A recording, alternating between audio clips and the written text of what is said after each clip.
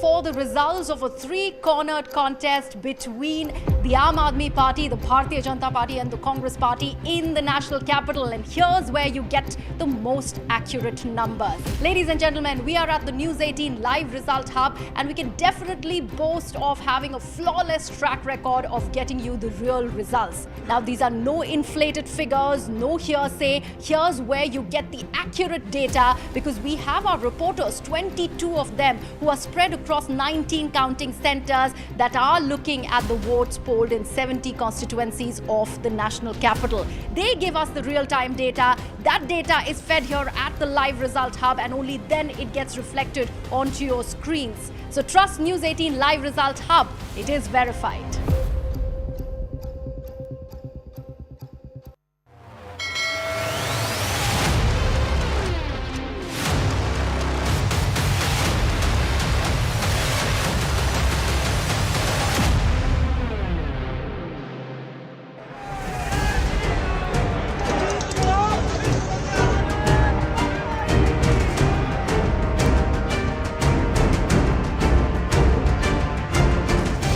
The exit polls are suggesting it's a decisive mandate in favor of the BJP. They've got the direction right, then this is going to be a much more... a wave. Yes. A BJP that is running away with this election.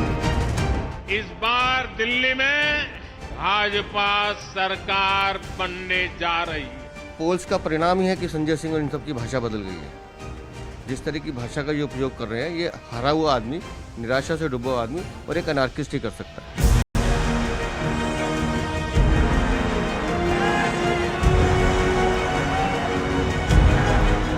नेता मंत्री तो छोड़िए, हमारे कार्यकर्ता, आप उनको भी नहीं तोड़ पाएंगे। अरविंद केजरीवाल जी के सच्चे सिपाही हैं हम लोग।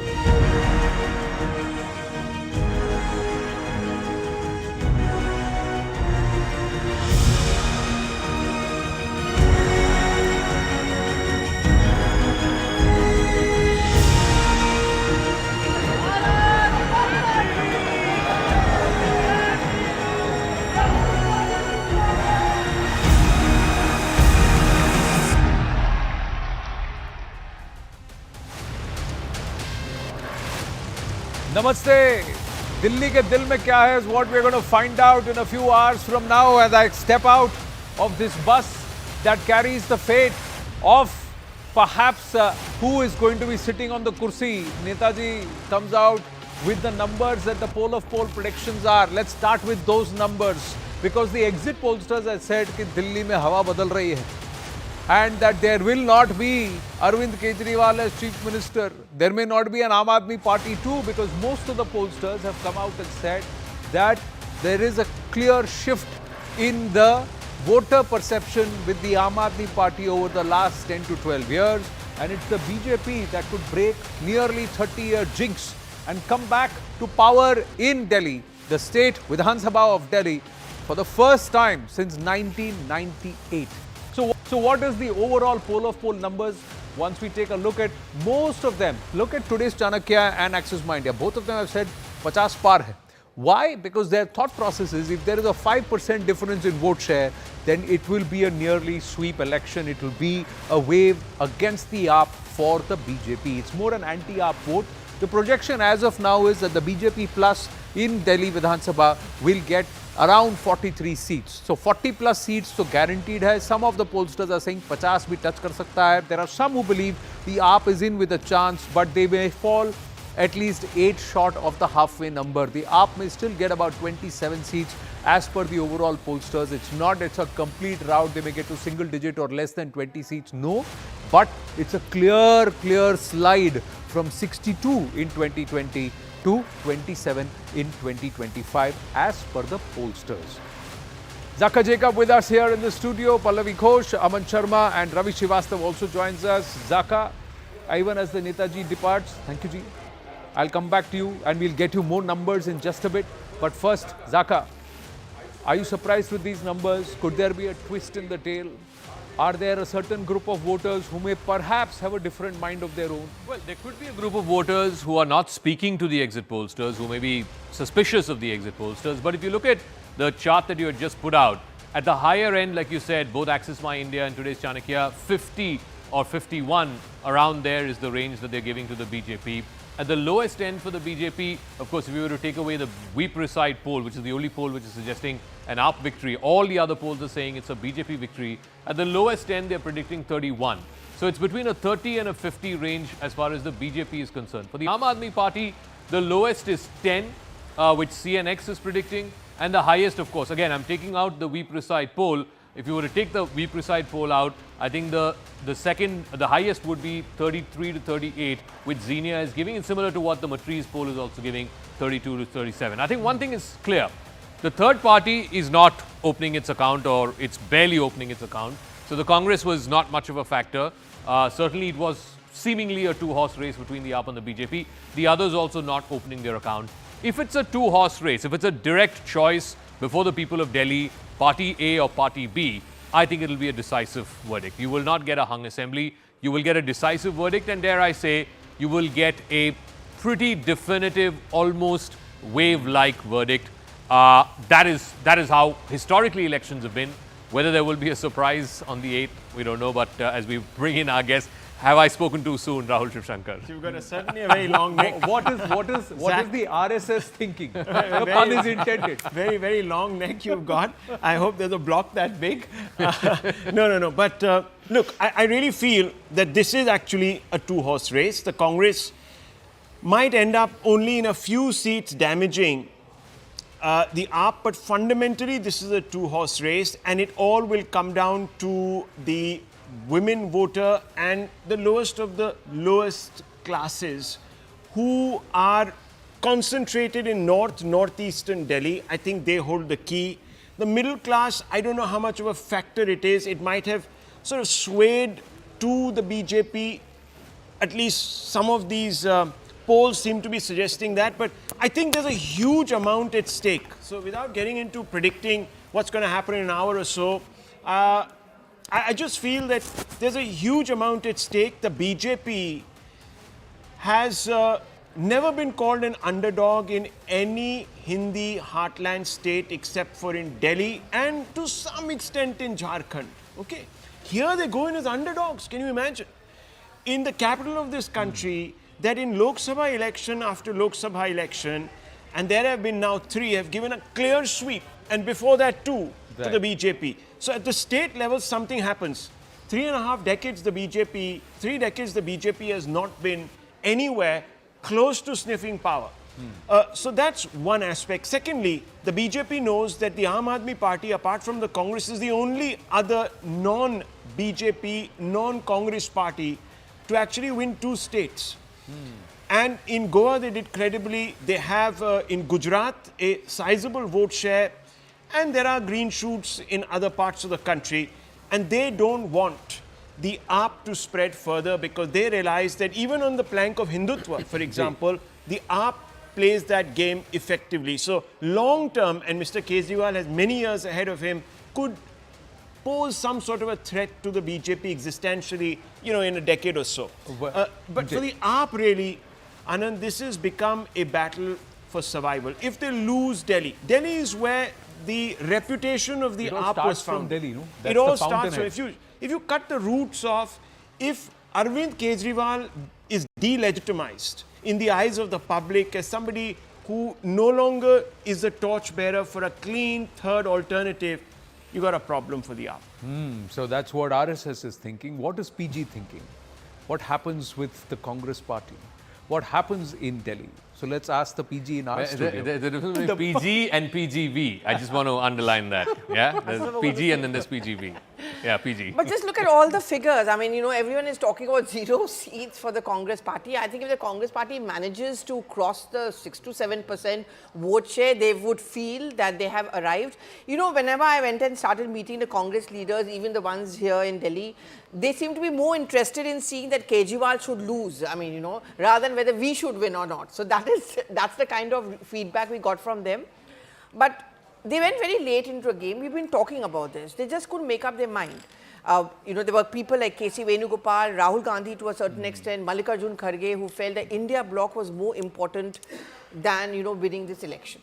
And then someone told them, and it dawned on them, it doesn't really work, because if your larger goal is to defeat the BJP, you cannot be wiped out of state after state. I mean, you use that logic in West Bengal and look what has happened to you. I still remember bang in the middle of the polling, Mr. Kharge goes to Kolkata, does a press conference. Actually, he did it in Murshidabad, which was Adhir Ranjan Chaudhary's constituency, and he trashed Adhir Ranjan Chaudhary, and we saw what happened.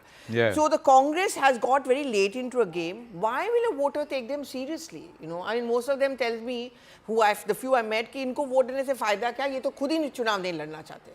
That is something which is going to end up. No, and there is an RG who's still obsessed with what's happened in Maharashtra rather than focusing on what may happen or could happen in Delhi. But Aman Sharma, could there be a scenario where AAP wins but Kejriwal loses? What happens then?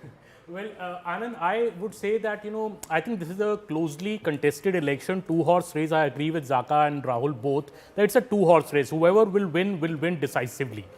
Both camps are also very confident, by the way, that they are winning this election. I would say for the BJP, this particular election was the most conducive situation for the BJP to come to power. Look at the odds which are in their favor for the BJP. There is grave corruption allegations against Mr. Arvind Kejriwal, different from 2020. Mr. Kejriwal, Mr. Sisodia, half the cabinet going to jail. Again, corruption allegations, the perception was against the Aam Aadmi Party. The freebies debate. AAP's trump card has been the freebies. BJP coined the Revdi culture term in 2020 Delhi election. This time they've done a complete U-turn, saying we will also offer the freebies. We will, in fact, outdo the Aam Aadmi Party. The face, yes, all this time the BJP did not have a face in Delhi, but this time you saw the Prime Minister's fervent appeal to voters, give us one chance. So I think BJP has thrown the kitchen sink in this election. They have tried their best and they feel that this is their best chance. If they don't win now, when will they win? Everything is in their favor.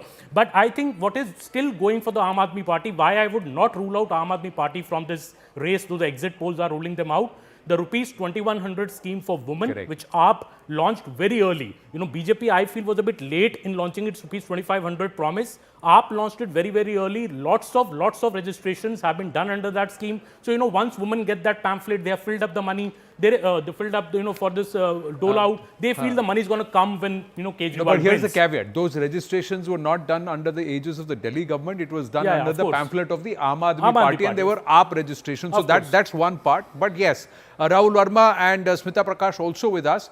But there are many who believe that the previous schemes of a free bus service and some of the other suvidhas that was given to the working class women of Delhi stood them in good stead, and they still believe in Kejriwal. And is there a whole perception that may work in favor of the AAP that Kejriwal and the top members of the cabinet have been targeted? Ravi Srivastav, today the benefit of you being in the studio and our guests being Rahul Verma and Smita Prakash being not with us in studio. So you start first. Ji.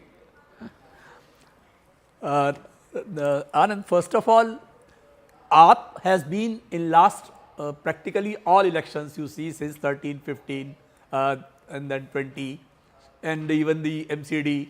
Everywhere the exit polls were very, very conservative as far as the AAP seats are concerned. They have been showing much less baseless, sometimes in 10 seats, sometimes 20 seats and all. But they always surpassed that and they got, sizable number. And they have been in power for last 11 years. Right? One caveat, my memory serves me right. 2020, the AAP was expected to get a big number. 2015 also there were pollsters who said that the AAP has the momentum. 2013, yes, I agree, कि थोड़ा इधर-उधर डावाडोल था because nobody knew the AAP. I'm referring to the exit polls. No, I'm talking about the exit polls only. Yeah, there were pollsters more than this time around who had said that the AAP has the mandate. Right. Yes, please. So now the situation is that Arvind Kejriwal is fighting a battle for his survival and he has put in the best foot forward. It is not the sympathy factor which is going to help AAP, but the fact is that what Arvind Kejriwal has done in last 10 years, I think those fruits he is going to get definitely. So AAP is, this time I just wrote down on a tweet also, Bhavishyavani, that the seats will definitely reduce, but AAP is going to be winner and AAP is going to form the government. The only thing what Arvind Kejriwal is afraid of is Operation Loot Us. which has been happening not 1, 2, 3, 4. But अगर comfortable numbers आ रहे हैं तो फिर lotus तो होगा ही नहीं sir. Lotus की बात तब आप करोगे जब आपको लग रहा है कि भाई बॉर्डर लाइन पे होगा. And then there is looters. हाँ, so अब if दिल्ली की जनता if दिल्ली की जनता says what they have conducted over the last 5 years is Operation Loot Us, then AAP won't come into power. So Smita Prakash and Rahul Verma. Smita Prakash.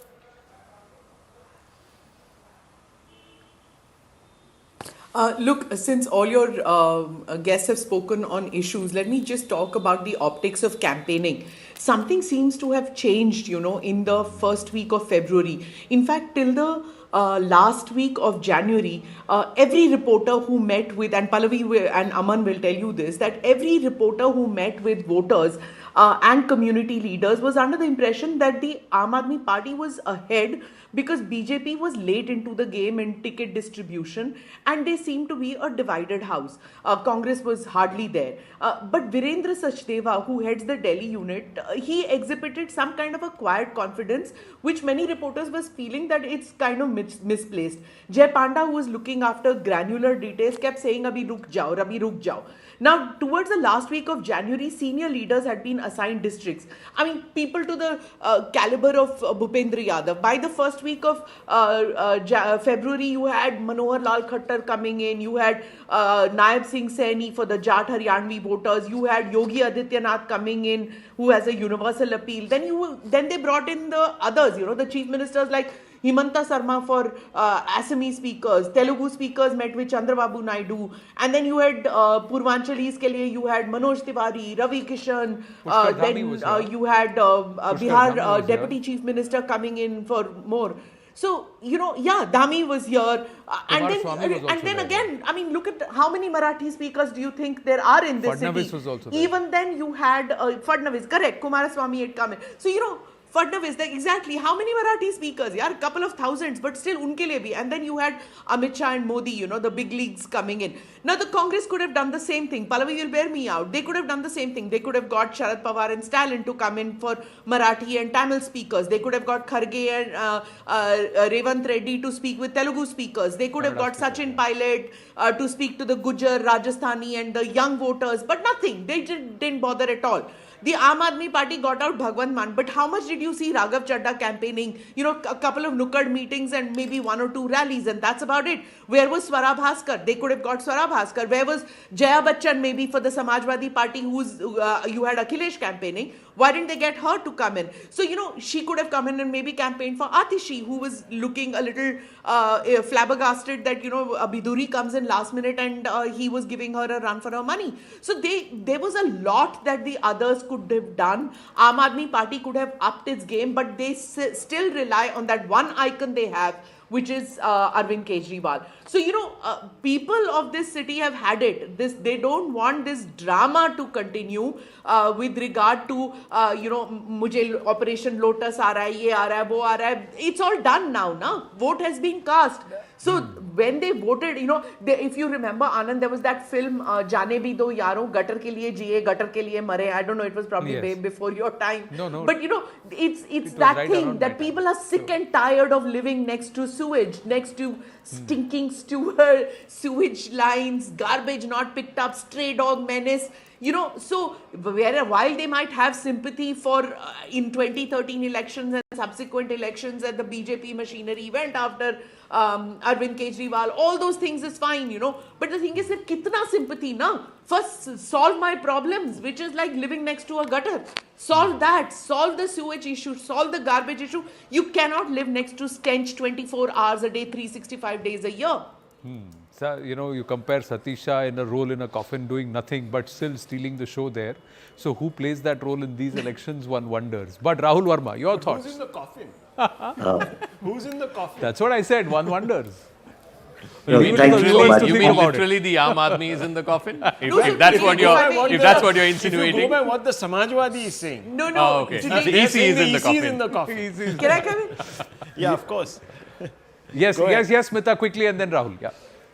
That's what Akhilesh Yadav said. Yeah, that's what Akhilesh Yadav said today, that it's the EC which should have been in a coffin. And he said in Parliament that I'm in Parliament today, otherwise I would have worn white for mourning. No, but I think on result day, it will be the EC that will be sipping the coffee, while the others may be on different antidotes and potents. But yes, Rahul Verma. Thank you. So I'll make 3 points. First, I think, is regarding the turnout. So if you look at what seems to be happening over the past decade, first the turnout rose between 2008 to 13 and then to 15. And after that, the turnout has been declining. It declined a couple of points last time, and now from 62, it is around 60%. If women voters, and as Rahul Shivsankar mentioned about sort of like poorest of the poor voter making a difference to what we might see tomorrow, then it would depend on the relative turnout between men and women, as well as sort of like upper half of the economic spectrum versus lower half of the economic spectrum. Because in some ways, men are more among the electorate. It's 54% men and 46% women. And some pollsters, whatever number they have given, I think there is some gender differences in voting. So ultimately, it will sort of like boil to the turnout. Second point is regarding what Zaka mentioned. See, there is a bipolarity developing in our politics at every level. Think about what happened in Lok Sabha election. Any party that was not part of NDA or India camp got thrashed in sort of like seat share, right from AIDMK to TRS to YSR and Shiromani Akali Dal. I can name parties, BJP. But that's what happened, and this will happen even in Delhi as well. So in terms of seats, I think Congress is going to be where most polls are projecting. I think the critical question is going to be whether they go to 7-8%. Now, that's a low percentage, but from their own perspective, that is from 4 to 8, right? And so if that 4 to 8 jump is concentrated in 8 to 10 seats, in a small state with 70 sort of like Vidhan Sabha, 10 seats is going to change the entire verdict in which way it's going to go. Okay, Rahul. And the third point, which is sort of like about, I think this is clear, which is about the gap is going to be lower in terms of vote share, how it was in the last 2 elections. And that's why even seat translation is not going to be in favor of one party in a way that one party gets 60 plus seats. So that way, while one party may get a clearer majority, you may still see sort of like tightening of that gap. So you believe it's going to be a tighter race compared to 2015, 2020, where AAP had cleared at least about 15 to 16% more vote share, 52%, 38%, and Azaka. Yeah. This time around, see, how many of these exit pollsters have said that there will be more than a 5% difference in vote share? Nalin Mehta is also with us. So let's start with you. How much is that critical? Because Pradeep Gupta was saying, if there's a 5% difference in the vote share, there will be a big seat share gap. But if the gap, as most pollsters are saying, is 2-3%, 4% between the BJP and the AAP, then what happens? Do you agree with then these kind of seat projections? The credible pollsters, the ones that have a track record, if you see their polls, it's 5 to 6%, roughly that range.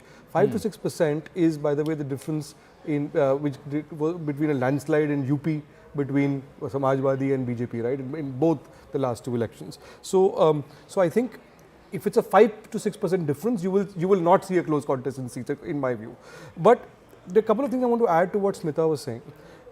See, there has been a trend line in this election. 2 months ago, everyone thought it's a done deal for AAP.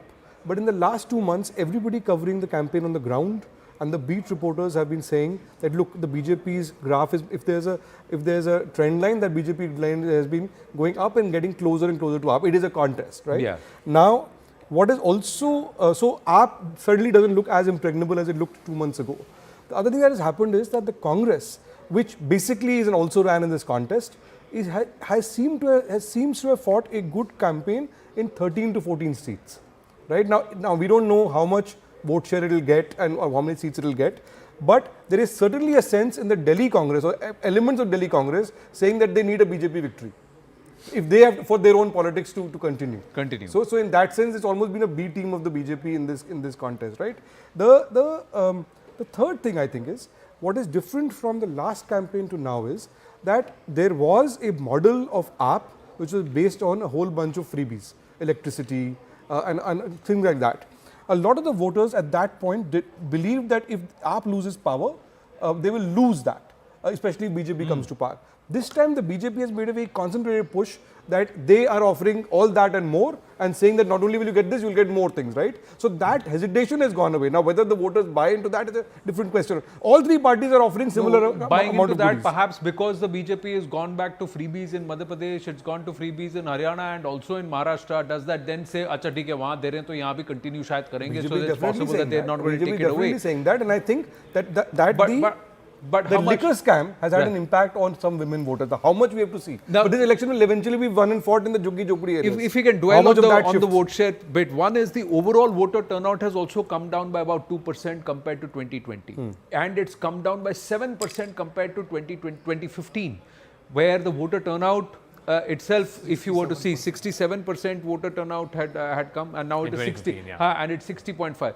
Who's that going to hurt? And if you look at these projections for all the pollsters, if you have the vote share projection, has anybody given a 5%, 6% gap? Or is everybody looking at... Axis, for example, I don't have the vote share figures with me, but Axis had given, I think, 48 or 49 to BJP and 41 or 42 to I think we just had it on screen. To the Aam Aadmi Party. So there was a 5% plus. But I think this election will basically be won or lost on the women vote. And Rahul has been saying this for a while.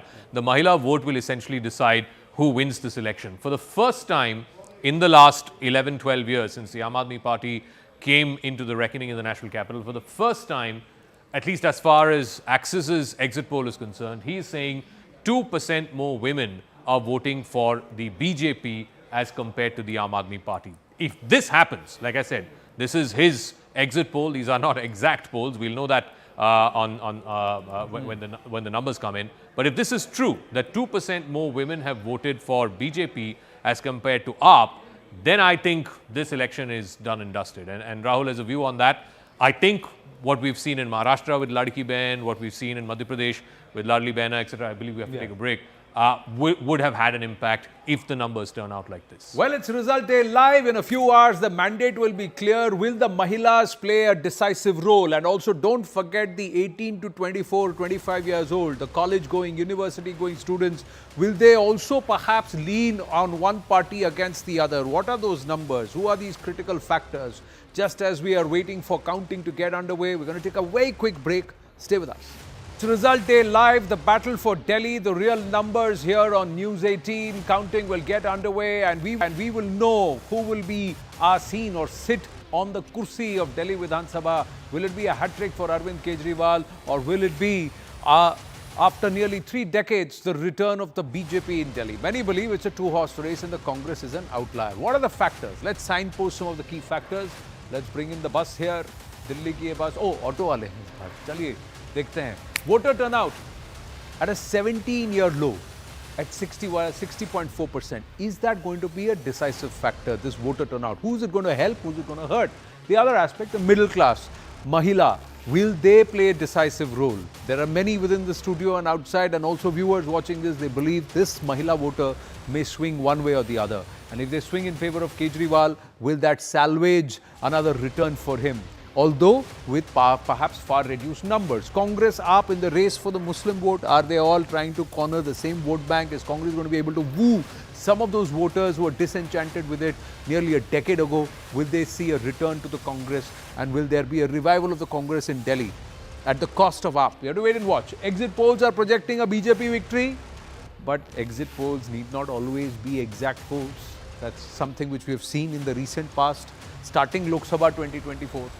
Also, out of power since 1998, is the BJP set to return? It will be a big story for the BJP, which is the biggest political party in the world, spread all across Bharat in 18 states and union territories. But Delhi, the political capital, the epicenter of all politics, is not in its grasp for the last 27.5 years. And pollsters predict an AAP slide. Will it slide behind or below the halfway mark? Or will they just tip the numbers in their favor? We have to wait and watch. Those numbers will come through. Zaka Jacob, Aman Sharma, Ravi Srivastav, Pallavi Ghosh, Nalin Mehta and Rahul Shivshankar with us in the studio. Smita Prakash, Rahul Verma with us. Rahul Shivshankar, beyond the Mahila, is there any other deciding factor? And I agree with Rahul. So, yeah, there is another deciding factor, and that is the, as I said, the underclass, the really poor, urban poor. Now, they've also benefited. Don't forget that the urban poor gets free electricity, water, etc., up to certain limits. They've also been, at some level or the other, courted, and these have been difficult times for the poor. Let's not beat around the bush. Inflation has been high.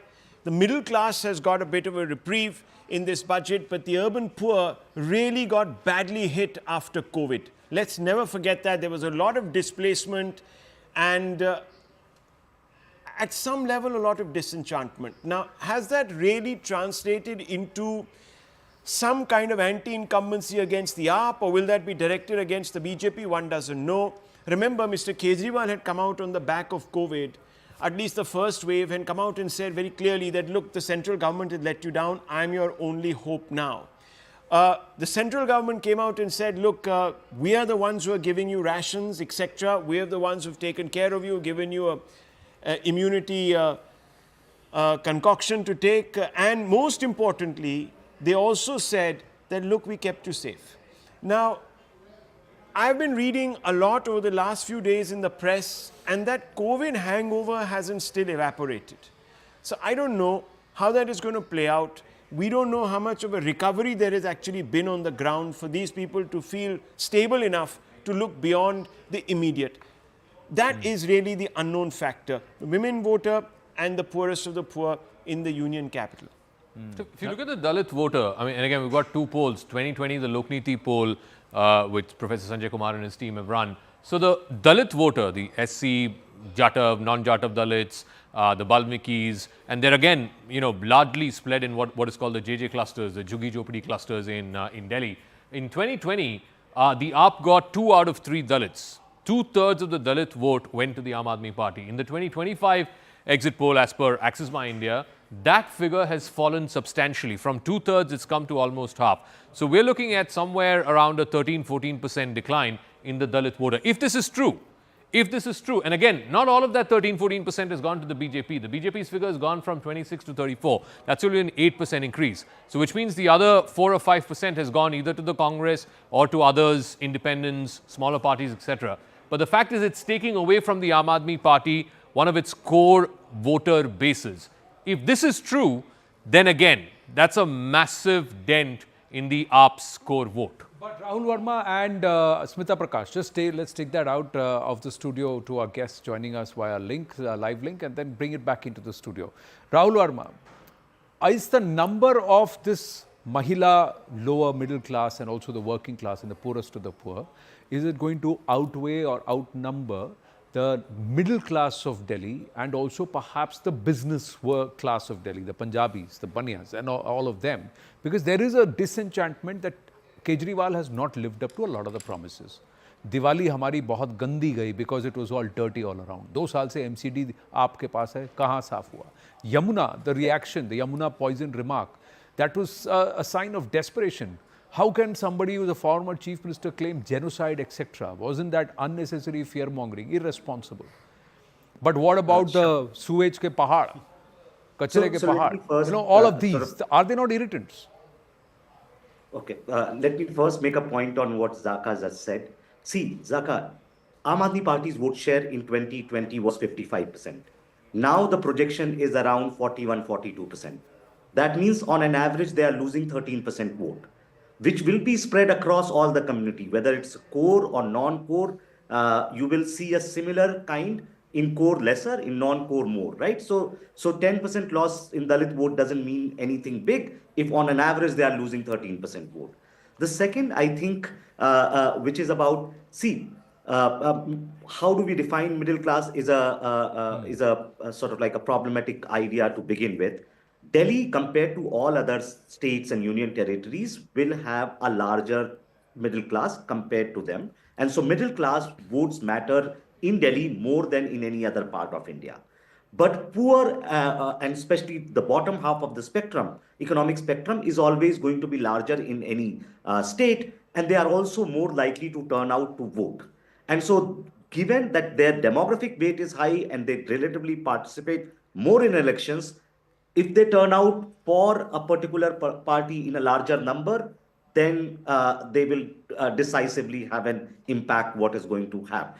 Whether BJP has been able to wean a section of poor voters from AP with promises, with mobilization, and whether they were able to convince in last 15 to 20 days, as is being argued, that the kind of infrastructural development between 2020 and 2025 has been not great, and it has affected everyone, including the poor. And so a section of poor might also move out up just on governance issue. There could be other issues, as Anand is pointing out. Sometimes people may get hurt if you sort of like say things against their religious sentiments, because rivers in our sort of like system are not just water bodies. Some people have emotional attachment, and those could also sort of like play a role. That's a good point. Yes, it's not just a religious sentiment. It's the same person who in 2013, 2015, 2020 said some things. In 2020, he said, if I don't clean up the Yamuna by 2025, don't vote for me. That all those things are there for people who are watching. But Smita Prakash, your thoughts? Can the Mahila voter really influence the vote? And if there is a slide, not just in vote share as predicted by the exit pollsters, but also in the voter turnout, what does that imply? Yeah, I know it's a little confusing, because if it's a low voter turnout, how come it's showing an anti-incumbency? All these polls are showing anti-incumbency. The traditional way to think is that high voter turnout leads to anti-incumbency. So I can't figure that out. About the men and women, the analysts who are coming on all TV channels and all the pollsters, they're saying that that women have voted for Aam Aadmi Party traditionally in the past 3 elections, and they still believe in Arvind Kejriwal. And if en masse they have voted for Arvind Kejriwal as before, then he should have done better.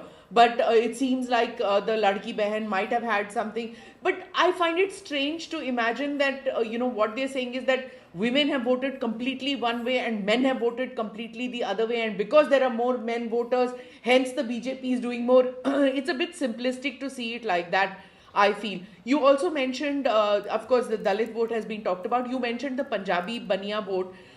They're traditional voters of the BJP.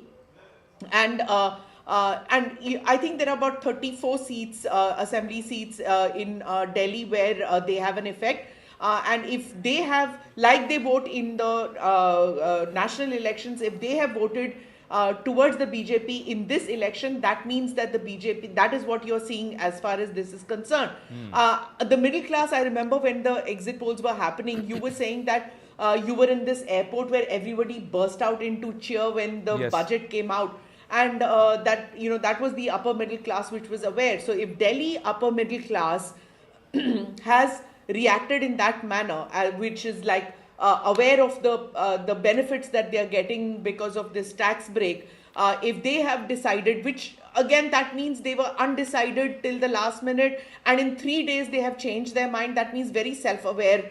And they understand what that bonanza means. So I thought it's only the undecided, but apparently it's not. What the pollsters are saying is that had an impact. Here's the thing, Smita. As far as the lower middle class is concerned, just a few points that I want to make. I just want to say that someone who is earning 12 lakh rupees per annum still considers themselves middle class, but they still feel they can travel by airplane. So that definition of the middle class is a little in the thing. And if they are saying 12.75 lakhs is tax-free for me from the 1st of April onwards, it's a big change in mindset. And that's why people were reacting. Not just people who were perhaps in a higher income bracket, 25 lakhs plus, but even between 12 to 15 lakhs. Even those who are earning 25 lakhs won't think of themselves as upper middle class. In their head, they are still middle class. That's how it is. So that's a big number is what I was trying to say. Yes, you wanted to say something about the LMGs. Yes, please. Yeah, so that also means that if this kind of conversation has happened in homes, now let's presume that most homes have access to television sets. So all the debates, everything was about more money being in the hands of whether it is lower middle class or middle class, but a salaried employee has more money in the hands. More money in the hands means more disposable income even for a woman. So when she has to think twice about buying a sari, buying the shoes for the second pair of shoes for her children, or buying a new water bottle or a tiffin box, that gives her that confidence. It's not just the Ladki Behan Yojana money which is coming in. It's not just the cylinder at Holi and Diwali which is going to come free, but it's also the extra tax break which is going to come in. So many things must be playing in the mind. But in that case, as Ravi Srivastava had said the other day, then they will prefer status quo, bringing it back into the studio, saying Kejriwal jo de raha hai, yahan de raha hai, Sarkar bhi de rahi hai, it's okay. So they are in the center, let him continue in the state. We will enjoy from both because both are giving us right hand se hisse lenge, left hand se hisse lenge. That could be a mentality. But we've got about 5 minutes before we've got to move into the next wheel of our coverage here on Result Day Live. So just quickly asking all of you in studio, if the AAP makes a hat trick, what does that imply? What does that mean from a national scenario? So RSS, that part, and then the flip. If AAP is out, what does then that mean in the national scenario? So very quickly, the BJP, as I said, is eyeing Delhi not just because it's eluded it, but because the AAP is in power there and they sense that if they win, then they have a chance of steamrolling the AAP out of the equation nationally. If, however, the BJP doesn't pull this off, let me tell you what the AAP will come back with. They'll first say that, look, all the agencies of the world were set against us and the people rejected it. So that means that there was a vendetta politics at work. None of these charges are actually of any consequence. The people believe that I'm innocent. In the people's court, I'm innocent. Now you continue with whatever you want to do. And let me tell you, the BJP will have a problem prosecuting some of those cases. I feel that they'll just disappear or slow down or whatever it is. Secondly, most importantly, the BJP will be reminded that as far as Kejriwal is concerned, he still has pretty much the pulse of a wide variety of Indians. Because remember, Delhi is a microcosm of this nation. And a large number of people come and settle in Delhi. So at one level, the AAP will be a huge spring in its step and will see itself as this newborn phoenix-like party that has risen from the ashes of an attempt to sort of smother it, destroy it, and it will go out there and tell the people that only we can actually take on the BJP, which is something that Kejriwal has already begun to say. Yeah, Nalin. Something about AAP. See, the difference between AAP and other non-BJP opposition parties is that every other opposition party is a regional party with an ethnic and sub-ethnic appeal, right? Or language-based or state-based. The difference with AAP is that AAP is a regional party from Delhi, but is now expanded in Punjab as a government in Punjab, also grew in Gujarat, is now a national party, and it is not linked to a sub-national or a ethnic message. So AAP, if there is any one party which can become a real opposition to BJP in the long term and replace the Congress, it is AAP. Because the problem that other regional parties are finding is they're finding it difficult to grow outside of their own state. Mamata tried that 4-5 years back, that experiment failed. The other party, now whether it was BJD earlier, whether it was the Dravidian parties, whether it was Akali Dal, they've all remained stuck to their burrows. AAP was one possibility with the possibility to expand beyond, and its appeal is to whom? Its appeal to the middle class. Its appeal is to the lower strata of society or lower economic stratas, and it's now also appealing to Hindutva. It's also right. So they're able to saddle a little bit of everything, and then that's why which is why the BJP takes AAP very seriously. Yeah, BJP ke DNA mein is anti-Congress, anti-AAP or anti any other chhatra. But what happens with the India alliance? So that's what I was coming to. So the India bloc will become an important story. If AAP loses, I would see the India bloc as kind of disintegrating further because they're all going to blame the Congress party, the TMC, the SP to a certain extent. It could have an impact on Bihar coalition because I think the RJD would then look at Congress as a panoply and try, let's keep them away. So that's going to be an impact.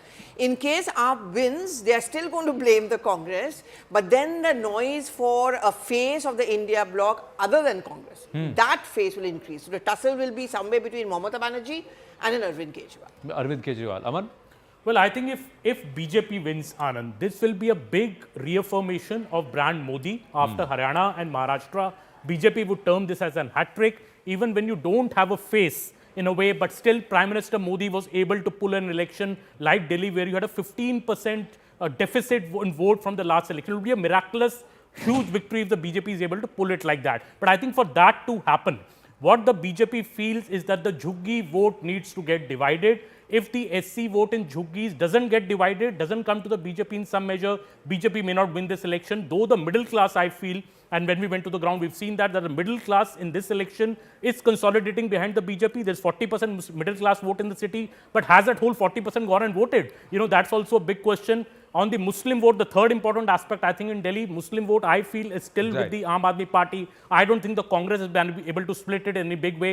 At the end of the day, when it comes to freebies, the party that gives them the first has the first mover advantage. I think Aam Aadmi Party has the pole position in that. But with the Prime Minister from rallies, you know, promising that we will give these freebies, that carries also certain credibility. So let's see what the people choose for. But I think it ultimately will be decided in the Jhuggis of Delhi. Right. Ravi Srivastava. Three classes of people, the women, the Dalit and the, I just missed that, women, Dalit and minorities. All these three are solidly behind AAP, and we will see, because you have seen already, the voter is not coming out. Whatever these pollsters are doing, they are just scratching the top of the surface. They are not able to go inside and know exactly that what is happening. Well, everybody has put their neck on the line.